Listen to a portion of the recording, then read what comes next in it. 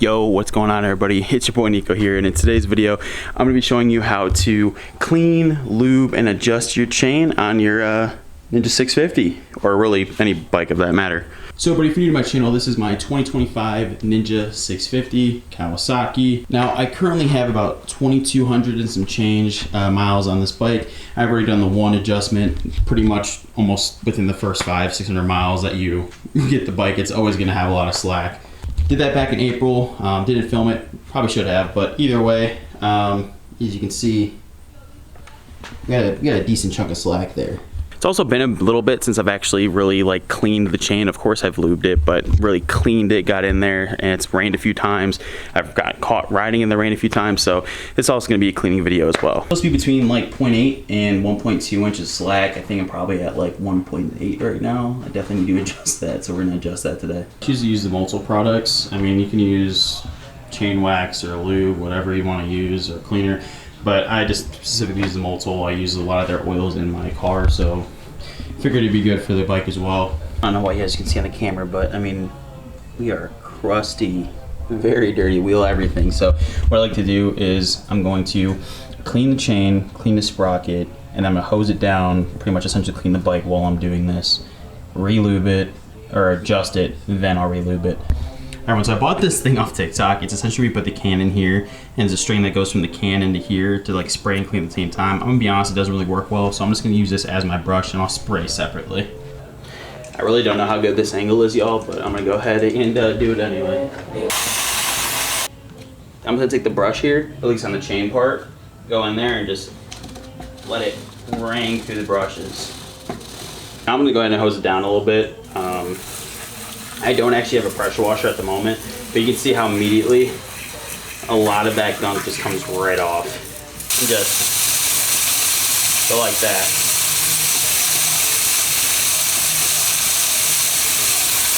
Go ahead and get all that grease off and just road debris.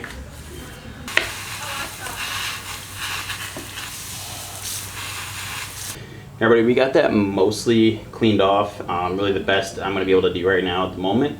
I'm very happy with it. Chain looks, at least right now without the lube on it, brand new, so that's good at least.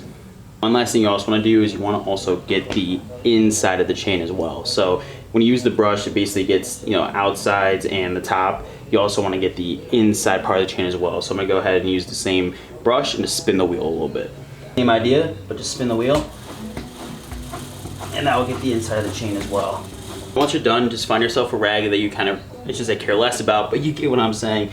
Go here and do the same exact thing, just microfiber, just go through, dry the chain, and this will also grab any last little bits that might have not been washed away. After a little bit on a new towel, I mean, that should look almost clean for the most part.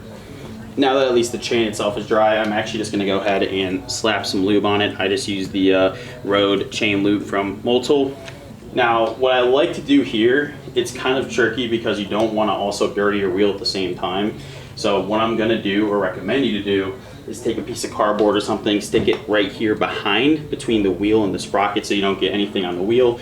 If you don't have that, I mean, it's fine, of course, just try to rinse it off your wheel afterwards without also getting the chain wet. Now, I mean, too much lube is really not a thing. I mean, you can go really use a whole can if you want. I mean, don't recommend it, just a waste, but I normally just do a couple passes where I know the wheel is done or the chain is in a full rotation, maybe 3 or 4 times. You can see mostly the cardboard will catch a lot of the excess, so it doesn't try to get on the wheel at least. But what I like to do also, just to, again, play it on the safe side, I'll just, right around here, I'll grab a rag and just dry it off, try to get as much of the excess lube off that I can. All right, so now on to the point of actually adjusting your chain. So if you can see real quick, I'll go ahead and just use a piece of wood I have hanging out here, but you can see that I got a decent chunk here. And I'm not really using a lot of force, but you can see that that is, yeah, I definitely need to adjust that. So again, Kawasaki says specifically for this bike that it's supposed to be between about, I think it was 20 to 30 millimeter, which in English, American, that is about an inch, give or take some 0.8 to 1.2 is what you're looking at. Now the way you actually do this is you're gonna go ahead and just take this cap off here. It's just a rubber cap. I mean, it might be a little bit of a bitch, but there you go, take that off. There's a cotter pin here. It's normally pried up, so you want to just pry it straight, pry out the cotter pin here if this wants to focus for me. So if you guys see the cotter pin right here, so you're gonna want to take that out. Oh, focus, come on. So take the cotter pin out, and then once that's off, then these here are gonna be your lock and adjuster nuts. So the first nut is going to be the lock nut that just keeps everything in place. The second nut is what you actually turn to adjust, which make these notches on each side move to adjust your chain. Now, the first time I did this, I actually went a little too tight, and you can't go backwards. So remember that. You really, I mean, you can, but it's a little bit of a pain. So you want to take very little turns when you're doing the adjustment. Like, one turn is a real big adjustment actually on this bike. All right, buddy, so the socket I use is a 1 1/16. I'm not sure if that's the actual size. I think it's supposed to be in millimeters. I could be wrong. However, I mean, it's worked for me in the last time I did this, so you can use a 1 1/16. I did not look at the manual to see exactly what size in millimeter that is, but Google's your friend. All right, buddy, so here on the cotter pin, like I said, it's kind of bent to the sides. When it's a normal sitting operation, so what you gotta do is take some needle nose, pry that one side straight as much as you can. Now, once you get both of them kind of next to each other, you can just kind of go like this on both, just pinch them to get them as straight as possible so it's easy to pull it out. Next, take your needle nose, try to get a grip inside the top of the cotter pin, grab, and pull up. That's what your cotter pin's gonna look like. There we go. Because yeah, this is torqued. I'm gonna double check before I tell you guys. I'm pretty sure it's around 90 to 100 foot-pound. I could be wrong. All right, so what you're gonna need is gonna be a 12 and a 14 millimeter wrench. So the 12 is gonna be for the lock nut, which is the first nut here, and the 14 is gonna be for actually adjusting the adjuster nut, which is the back one there. All right, so hopefully you can see well, but pretty much what I'm gonna do here, just to make sure it doesn't adjust while I'm unlocking the lock nuts, is I'm going to go ahead and take the 14, get it on there, and I'm gonna take the 12 and loosen it.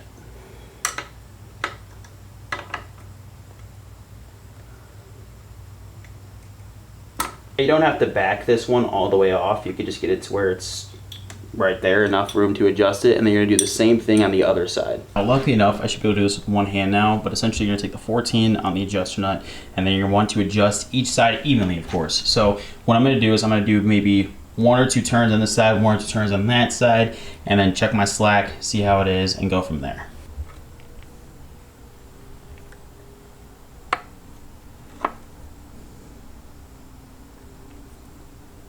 So I did 2 turns on this side, and I'm gonna go over to this side and do the exact same thing. So now on this side, just the opposite, you're just gonna start up at the top, and then let me flip my wrench, there we go. Start at the top as best you can, and then do 1, and then 2. Now what I'm gonna go and do here is find pretty much the lowest point as far as slack. I'm gonna go ahead and use this tape measure. You can use a ruler, whatever you have, and then basically put it here and just adjust and see how much slack I have. All right, buddy, so I have exactly 1 inch of slack, which is actually within spec. Again, between 1.2 and 0.8 is like the average for this bike. Now, the last thing I'm gonna do before I tighten everything up is I'm gonna make sure that the tick marks are equal on both sides, because you don't wanna have bad wheel alignment either. See, now on this side, we're just about actually higher, so I'm gonna have to adjust that side to match.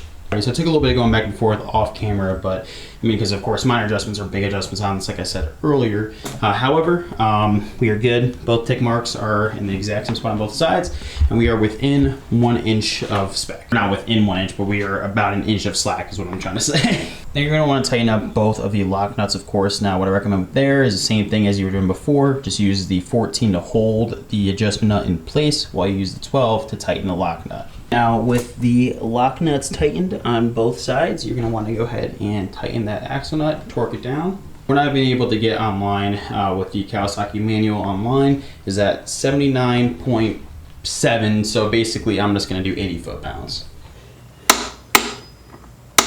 There we go. And she's torqued. You shouldn't have to do this if you did it right the first time, but I'm also a paranoid motherfucker. So what I like to do is just go ahead and just triple check and just make sure that these lock nuts are actually tight. Now I just take a double check at the tech marks, and they are on point, so I'm very happy with that. Everybody, last but not least, obviously a very big safety thing here is the cotter pin. It is basically your last line of defense to make sure that that guy don't pop off while you're riding. All right, everybody, so kind of the same process with the cotter pin after finally getting it in is you're just gonna wanna take the two ends, split them each way so that the cover cap can go back on, and you're done. All right, buddy, but that's gonna be it for today's video. Hopefully you all enjoyed. If you have any questions, comments, please feel free to let me know down in the description below. Really not a hard process, not a hard process at all to do that. So hopefully I was able to help you guys out at all in this video. Again, remember always, every so often, clean, lube your chain, and then obviously if it needs to, adjust it. All right, buddy, I'll see you guys in the next one. Peace.